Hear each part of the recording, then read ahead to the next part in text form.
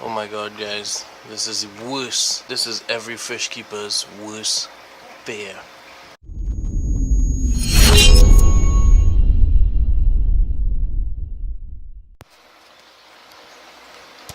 Good night, guys.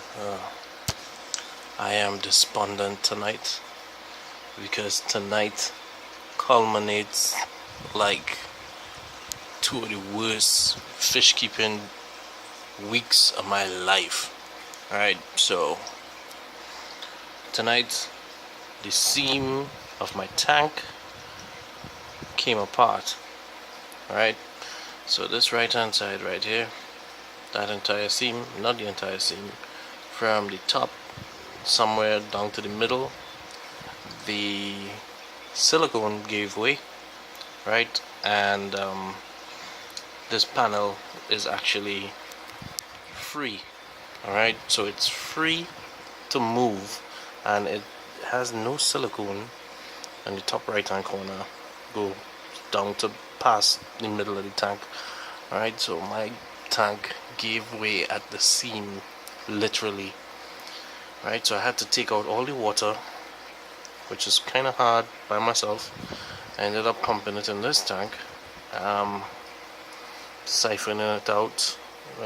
This tank has been abandoned since the occupants died. I had golden rams in there, and since they died I just have not cleaned out the tank. Now I need the tank. It's extremely dirty. I'm gonna have to clean it out tomorrow. Right, so this is the worst thing that could ever happen to a hobbyist. Alright, this is everyone's fears. Your tank busting, all the water spilling out. Yeah, I got my towel here. Luckily I was right next to the tank when it happened. I was now upgrading my filtration inside here, and because of this, as a direct result, I had to put my goldfish that were inside there in here. Right, so these are my ranchos and my baby lion heads and some guppies. Put them inside a tub that had my fry because all the water was coming out of this tank. Look, we still have a guppy inside there and a baby goldfish. I have to get those guys. Right, so these guys are a bit spookish, but they did manage to eat all the fry that was inside here. Okay, I have a little update for you guys on the fry, but fry no more. So no more quarantine tank, no more fry tank. The fish are okay, all my fish are okay except my fry. And now I have the risk of either leaving them inside that little tub or adding those fish to my main tank. I mean, these boys, they play nicely, yeah. They're goldfish, they're not aggressive at all, but they just kind of bumpy. When I say bumpy, they will bump into each other. Look, if I put my hand here, they don't care. They think it's food, first come, first serve.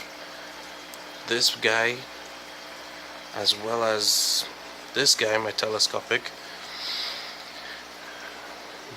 they just don't care. They push their way through. Not even the big guy. This is the biggest guy in my tank. This Aranda, he's beautiful, but he wouldn't push his way through like how this dude. So I don't know what to do. I don't know if to put them in here, leave them in there, but I have to clean out this tank tomorrow. This one is drilled. It goes round to a sump in the back, comes back in. Right, so that culminates my night. The fish are beautiful, yes. They're good, yes. This is a new addition. This is a calico butterfly more. Right, the eyes are now starting to come out. Now reach to the size where the eyes are going to pop out, but yeah, they're beautiful. and when I got them, I got 2, right? And in looking at the tank tonight, I realized that that one is good, and the other one was looking kind of listless and to himself. So I went and I inspected him further, and lo and behold, he's in here. He's beautiful, but the little dude has white spots all over him, and he's kind of facing in a slanted direction. I don't know if it's ick. He has white spots, yes, but to say it's ick, I don't think so. Sorry. I think it's more like I don't know, a fungus on his coat. His stomach looks hard on this side though. Let me see if I can. Yeah, come here. See, it's not ick, but there are white spots on him. Because if it was ick, you would have seen it like little grains of salt or sugar all over his body. But no, it's not that. So I took him out, put him one side, and I'm going to start treating him. I'm going to start treating him for fungus and ick. Yeah, I could see it. It's like little pimples on the side of his body. I don't even know if the camera is picking it up, but I could see it on him right there. Yeah, there's all by his head and all over the black. Right, so I am going to look at that. I'm going to start treating him. I'm going to use some aquarium salts. I'm going to use probably some methylene blue. Right, so hopefully he gets better. He's in good spirits. Look, he's swimming about, so I'm not too worried about him. I'll probably just start him off with the salt for now and see how that goes into tomorrow. Alright, but these guys here next door, who are very skittish because they've been moved very quickly, are my main concern. Yes, I have 2 blue ranchos. They're very blue. And 8 lion heads inside here. And they're all hiding. Yep, so let's see what's going on. I gotta get them out of here. Alright, don't know what I'm gonna do now, but gotta do something. Alright guys, so I'll keep you posted on this one. Tomorrow most likely I'm gonna get some silicone and reseal this tank. I'm gonna empty it out, dry it down, clean it, you know, do the works, go through the mill, and yeah, I need to get a home for these guys. So I need to scrub down this tank, reseal the other one,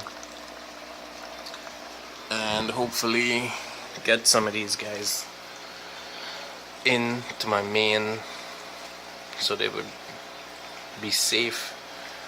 Alright, the main display tank is the ideal place for them, but I've just been having a shitty week. Alright guys, that's me rambling, sorry, but yeah, that's the end of this video. Good night. I need to sleep on some stuff.